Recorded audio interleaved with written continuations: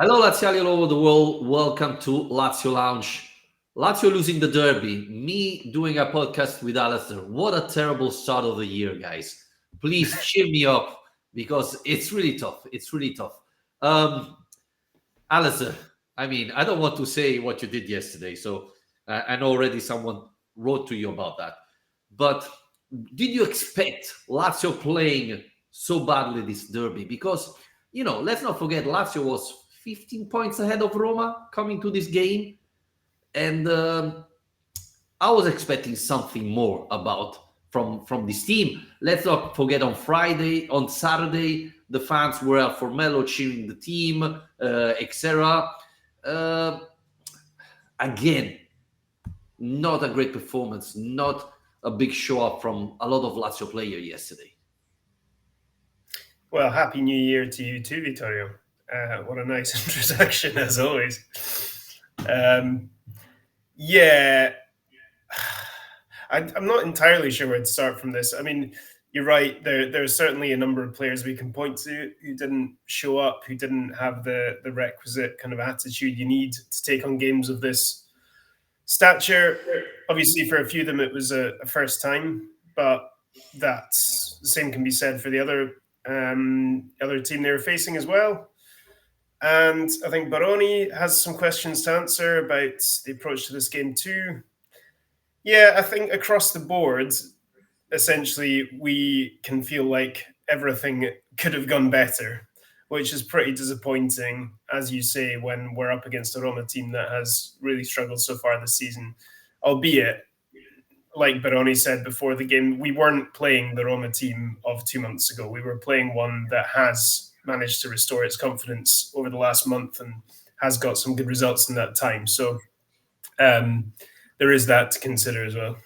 Yes, before we go deeper in this derby, let's thank Jonas and Pierce who become members of Lazio Lounge on our Patreon page. Thanks for your support. I remind you that we created a live chat in our Patreon page, patreon.com/Lazio Lounge. The membership starts at $2 a month.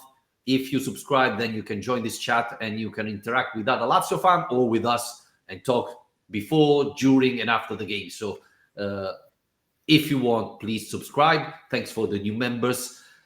Alistair, the thing is, this is not the first time that Lazio starts a game so badly. I remember the beginning of the season, Lazio Venezia scoring after 6 minutes, and this was a theme for the first game of the season, and this is coming back. Do you blame the manager for not preparing the team? I mean, the impression I had was the first 20 minutes, they didn't know what to do. The two Roma goals were two counterattack without defense, making silly mistakes. I mean, Pellegrini made a nice shot, to be honest, but Gila gives him all the time to prepare, stop the ball, control, look where Provedel is, and put the ball there. In the second goal, again, Nuna Tavarez allows Salemakers to do everything. You have to slide there and cover the goal. And again, we can talk about Provedel shot stopping that wasn't great in the second goal. But absolutely unprepared. But this is Roma. I mean, this is how Roma play under Ranieri, right? Big defense and counterattack. I don't think anybody was surprised to see Roma playing like that, right? But Lazio players were. Well, it wasn't even just Ranieri. This was actually kind of like playing Mourinho's Roma, because so they're used to having this kind of challenge ahead of them in the derby, because this is exactly what Mourinho did. Try and get your goals early if you're going to score, and then protect what you've got and defend deep. So there's nothing new about that challenge. There is a tendency, I think, that when Lazio perform poorly in these big games, which has become a bit of a theme this first half of the season, which we'll get around to, they do look and feel a little bit naive in this approach. And it's tough to say, because we have at times this season said that there is that risk reward pivot that we're kind of sitting on. And some days it will go one way, some days it will go the other. But I just felt, yeah, you need to. It's almost less of a tactical thing and more of a mental thing on a night like that. It was the first late kickoff in a derby for 6 years. Um, Everyone's waited 9 months to see the derby.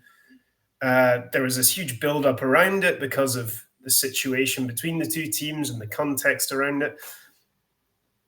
Like you said, with thousands of fans going to the training ground beforehand, it could not have been clearer how big a moment this is, how big an event this is. And you have to start well. It's just an absolute necessity for a match of this level that you start well, that you start with the right attitude, that your heads are switched on, that you're communicating well, that you're working as a team.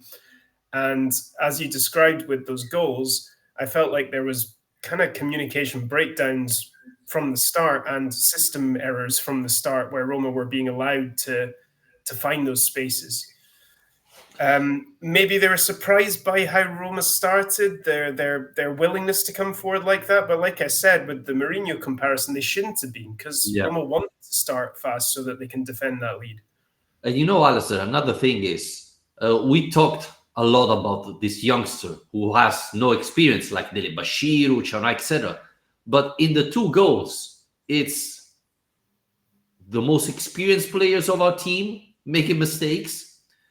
So that's the thing that surprised me. And I don't want to say it was a big delusion, but we were talking about Gila, how good he is, how great performance, etc. And then he conceded a stupid goal. That he makes an incredible mistake. I don't know if he was surprised or scared about Pellegrini there, but you cannot concede that much space there. And Nuna Tavarez, we talked a lot about his defensive weakness, but it's a derby. You have to fight on every ball, etc.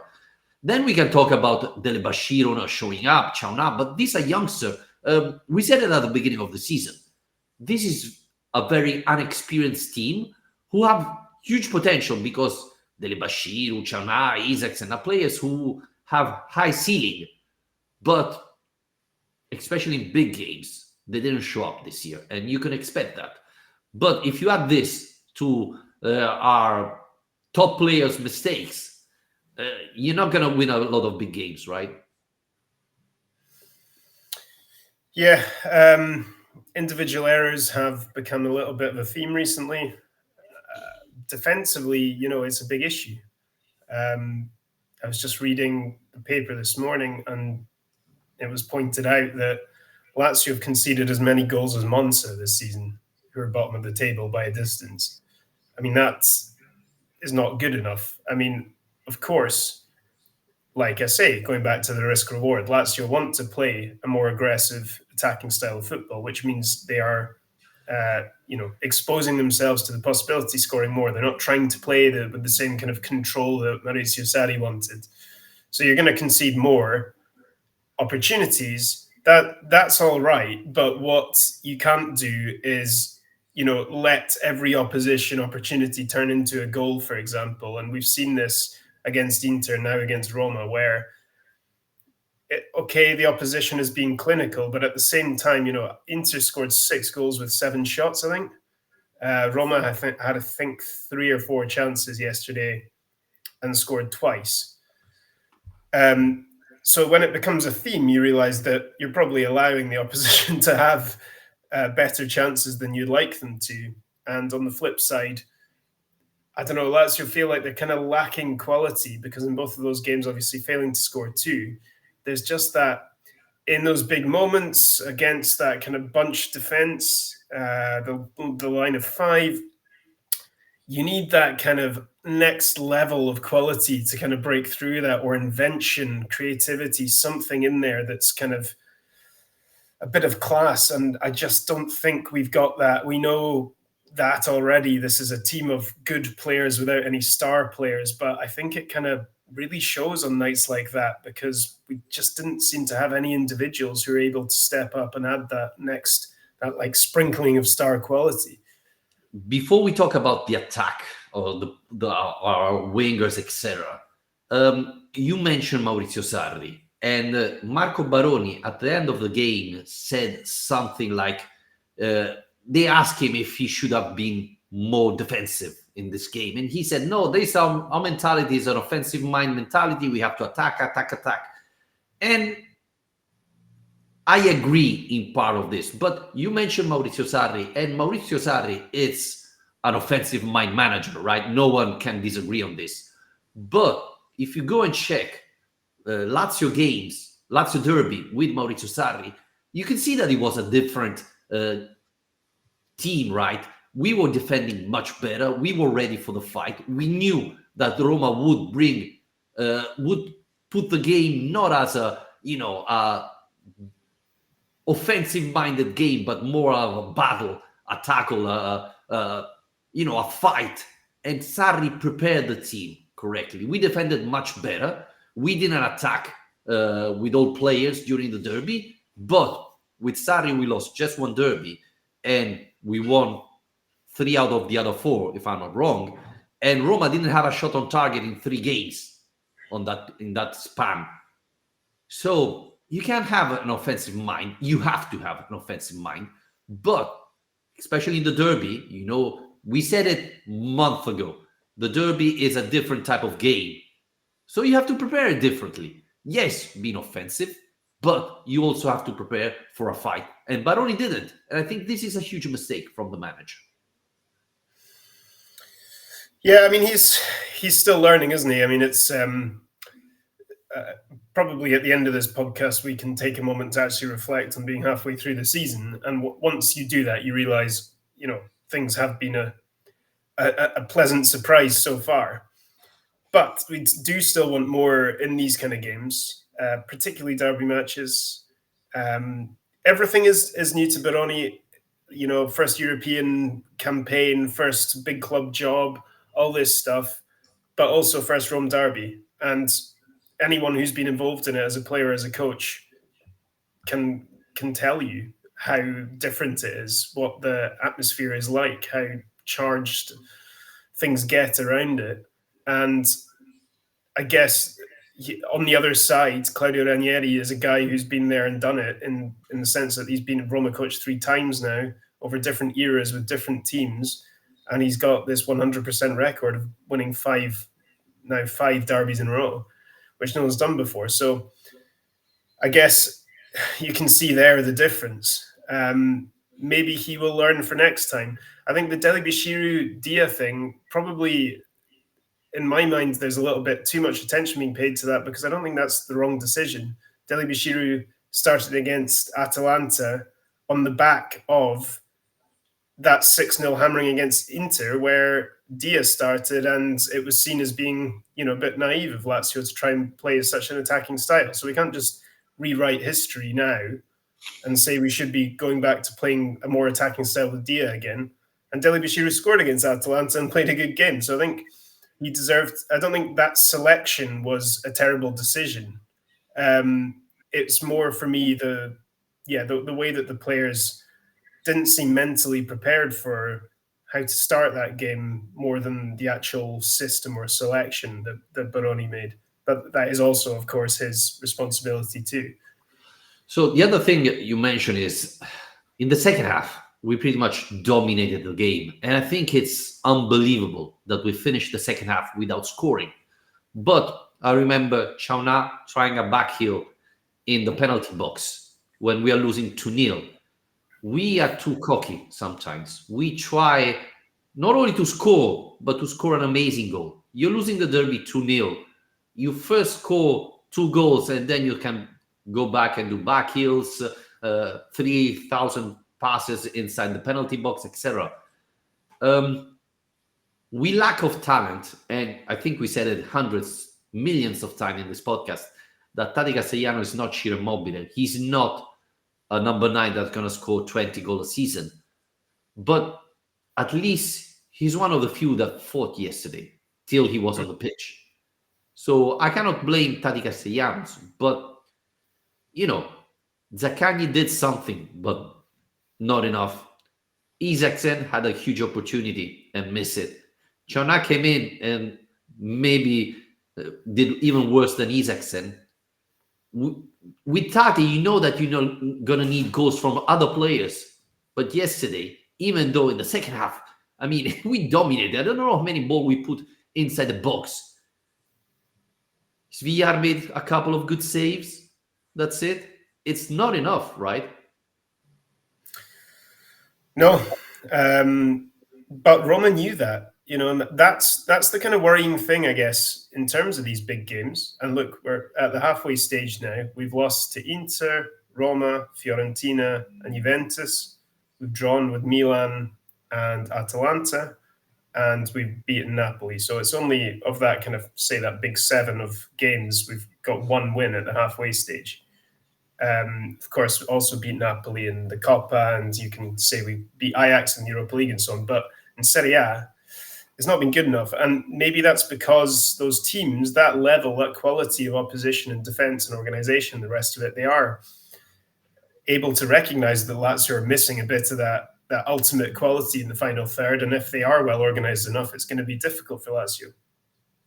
Because in those last 3 games, Roma, Atalanta, Inter, that have all come in a row, scored 1 goal in 3 matches. And that right wing is now looking like a bit of an issue, to be honest, because Isaacsen, he just looks like a rabbit in the headlights sometimes in these games. He doesn't look like, I don't know, he doesn't look like he's got the temperament, that kind of inbuilt fire that's required to kind of step up to these occasions. And okay, he's young, he's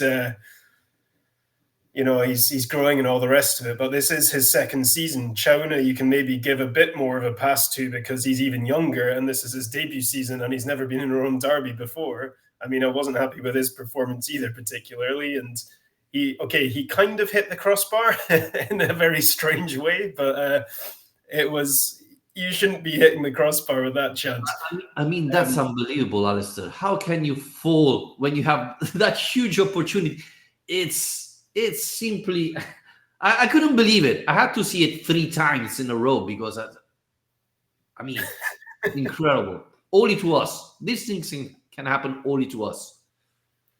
But yeah, I mean, I do think, the start of the season, it was something we were talking about, how it wasn't necessarily about, that was one big change from Sarri-Ball, was that Sarri-Ball was all about being really clinical and, outperforming your XG and taking your chances when they came. Whereas this was more about, right, the more chances we create, the more goals we'll score. So we just keep coming and keep coming. I think the one positive in an attacking sense from the game last night was that Nuna Tavarez finally looked really dangerous in attack again in a way that he hasn't been recently, where he was able to be getting himself into those one-on-ones and just kind of drifting past players. And okay, his final ball wasn't always great, the cutbacks, the crosses, his shots, whatever it was, but I think we were creating a lot more by going down the left through him than really through anything else, and that does help stretch the game and give you more options.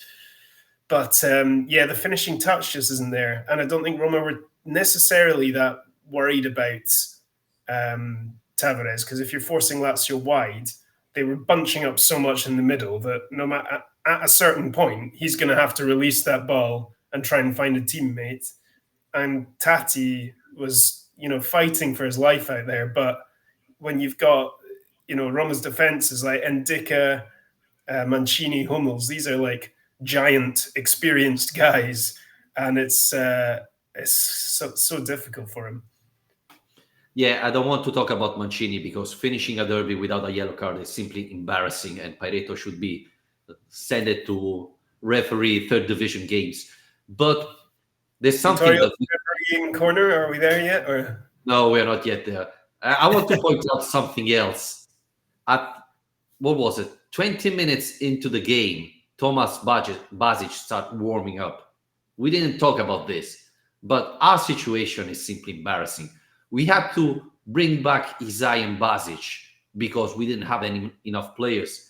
In the derby, it looks like our bench was full, but as Baroni said, Pedro couldn't play. Noslin was in a hurry. He wasn't 100% fit. We had Castrovilli, who we know he's not a player anymore. In fact, he didn't come in yesterday. The situation is simply embarrassing. We need players because Baroni made mistakes and we talked about it. But it's even true that we're running out of options. We don't have any more solution. Lazio was the top team for players coming from the bench and scoring. But if you don't have any more good players coming in, then you're not going to score a lot with the bench. This Fazzini thing is turning into a joke. We don't need players the 31st of January. We need it yesterday. Baroni has to have an option.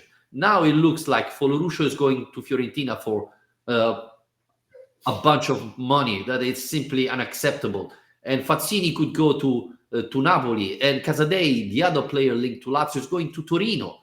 I mean, let's be honest. This team is not enough to fight for the Champions League. Probably even not enough to fight for the Europe League. Well, that's nice and optimistic. Yeah, I mean, and now Castellanos' red cards in that big melee at the end, and also the bookings to Gila and Zaccagni mean that all three of them will be suspended against Como on Friday. So, I mean, the options are thinner and thinner and thinner. I mean, it was at least nice to see Noslin and Pedro get the place on the bench because nobody was really expecting that. That was a bit of a surprise twist.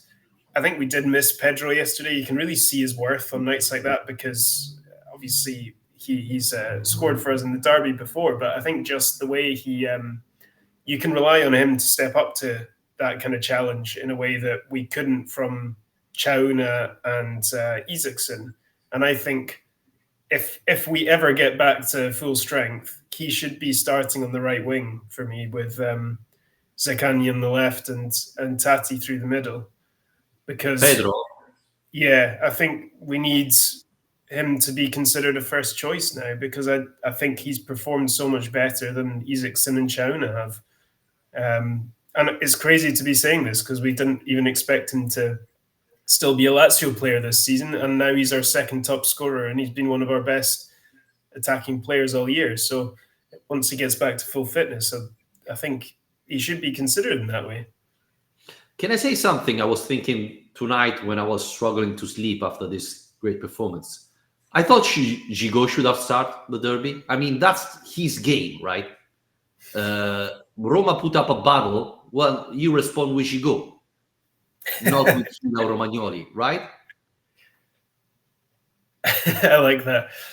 Yeah, you can imagine. Although, would you back Gigot to not get sent off in that game?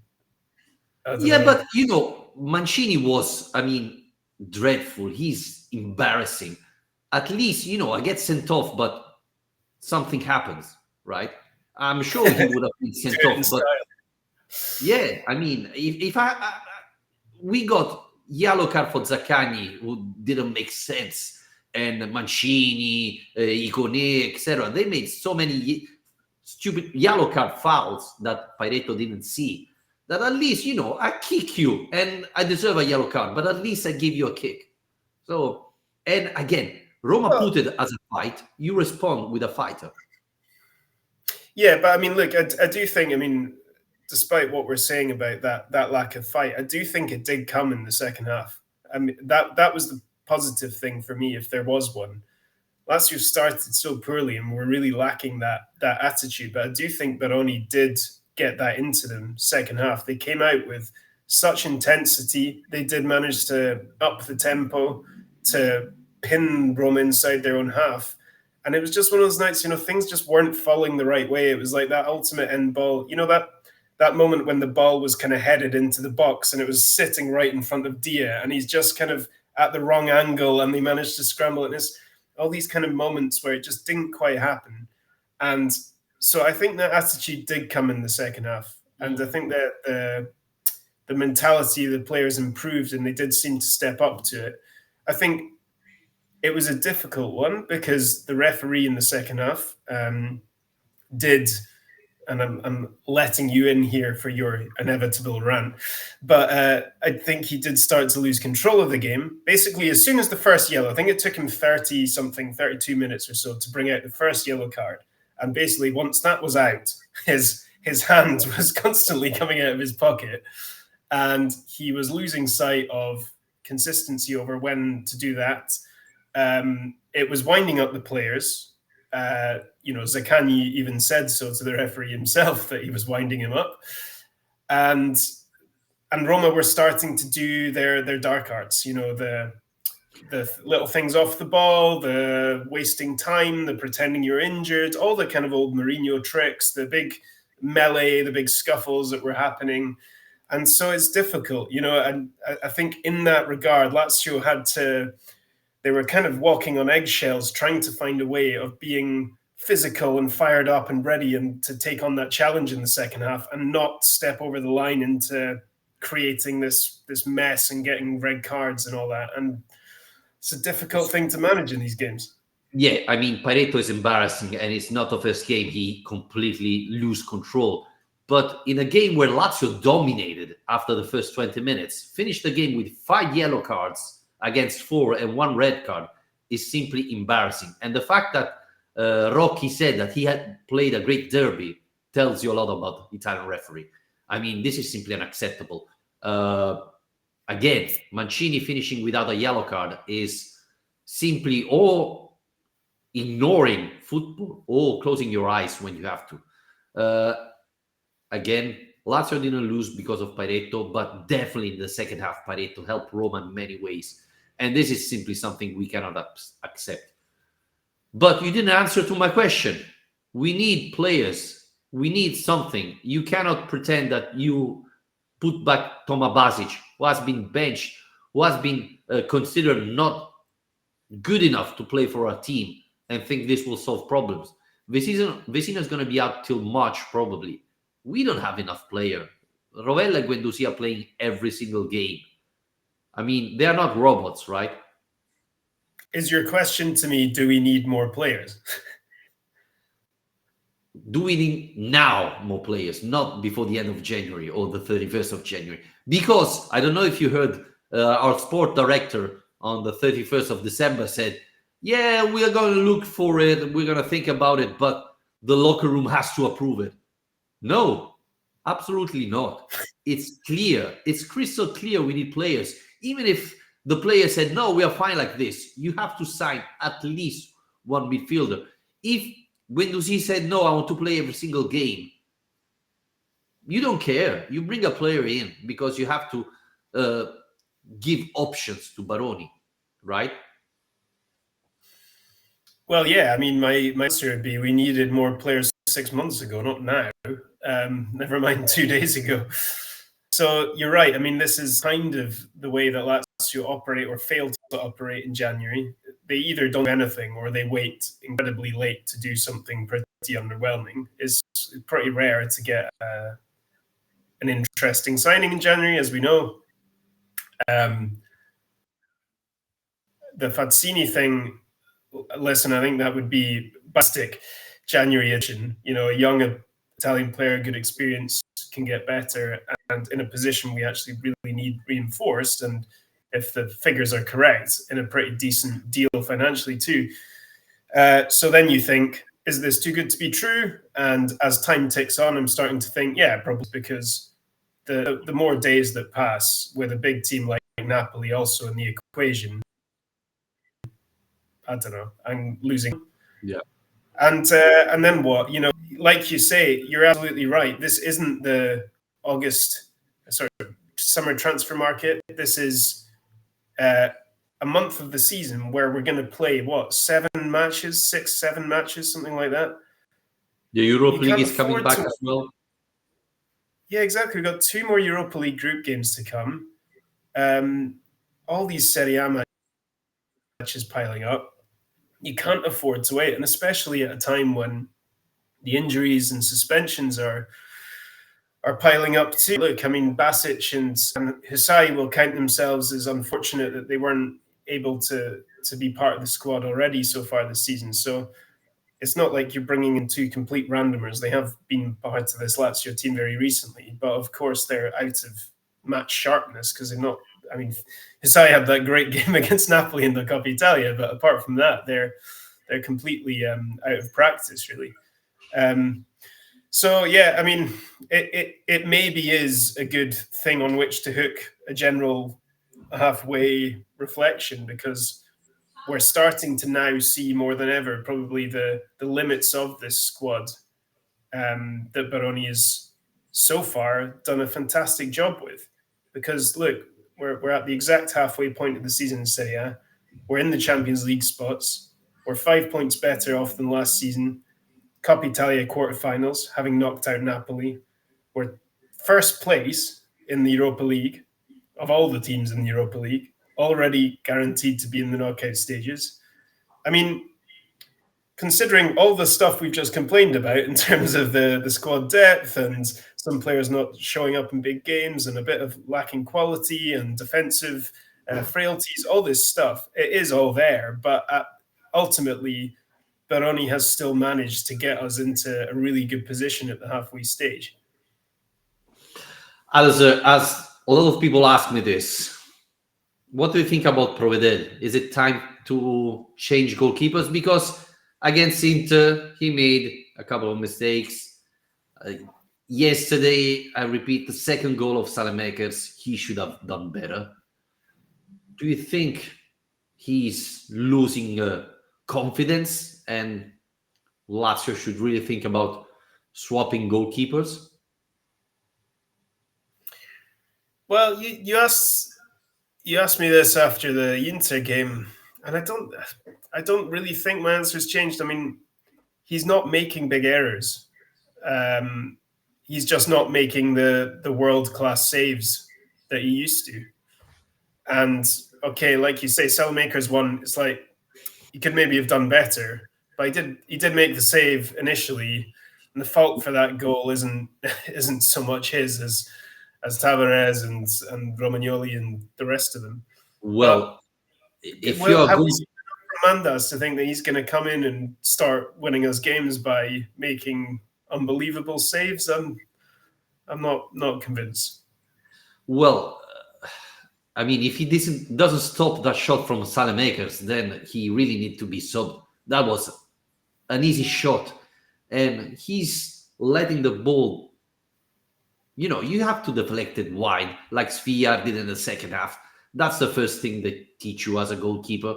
He pretty much passed the ball back to Salamakers. Uh, it's not the first mistake he does this season. Even last year, he wasn't great. Now, don't know if it's time out now to sub him, but definitely there's something going on. He's not the same goalkeeper we saw in the first year. And yes, he's not making huge mistakes, but his impact in big games is having a huge toll on our team. Against AC Milan, the second goal, again, he should have done much better. Against Inter, the second goal, he should have done much better. In the Derby, the second goal, he should have done much better. I don't want the goalkeeper to be a difference maker against Monza. He needs to step up in big games, and he's not. You mentioned the win against Ajax. Well, Mandas made a couple of good saves in that game. So, don't know. I'm losing a little bit of faith in Provedel, to be honest with you. Yeah, I mean, I don't think he's at the level he was at 2 years ago, but the same can be said for Romagnoli, for pretty much the whole defense who was there 2 years ago. I thought he did okay, to be honest, yesterday. I mean, I thought he was good under the high ball, when crosses were coming in, corners, it's a packed box, big Roma defenders up, and he was plucking those out of the air pretty nicely. And he didn't really have that much else to do. I mean, he made a decent save on Pellegrini in the second half. So, I don't think it's the time to be calling for a change still. I'm not convinced. I think in moments like this, you always want answers, but I think the answer for me is really to tighten things up structurally better, because, okay, maybe Provedel could do better against Salamakers, but should Salamakers be running clear of the defense by himself from halfway line? No, he shouldn't. And okay, you can take risks with a high line defense, but within reason. I think that defensive structure like I said, conceding the same amount of goals as Monza. That's the problem for me. It's not necessarily any individual that we can pick out and discuss their form. It's as a whole that defense needs to get stronger. No, I agree on that. And we lost the derby. We have to focus because Friday there is Como. It becomes a very important game. We need to win because in the last, what was it, 3 games, we struggled to win, and we're gonna have a lot of players out. Now the biggest question is, are we gonna be able to recover? Because Zaccagni is out, Castellano is out. How would you, if you were Baroni, you recover Noslin? We don't know if Pedro's gonna be able to play.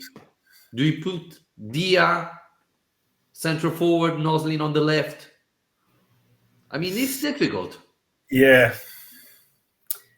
Just as you started asking that question, I realized how difficult that's going to be. Probably. I mean, I think against Como, he'll be tempted to go back to the kind of 4-2-3-1. But the thing is, he did get asked about it yesterday, and he said about the 2 systems, and he said that, well, the problem is we need 4 attackers for the more attacking system, and if we don't have enough cover on the bench, you've basically got no one to come on. So that might be the issue, I guess. Again, he might have to have the Deli-Bashiru, Guendouzi, Rovella midfield because he needs at least one attacker on the bench to provide a bit of cover. But otherwise, I guess it's a question of does Diaz start as a striker? I think I'd probably start Diaz as a striker and really hope that he gets a goal because he really needs one.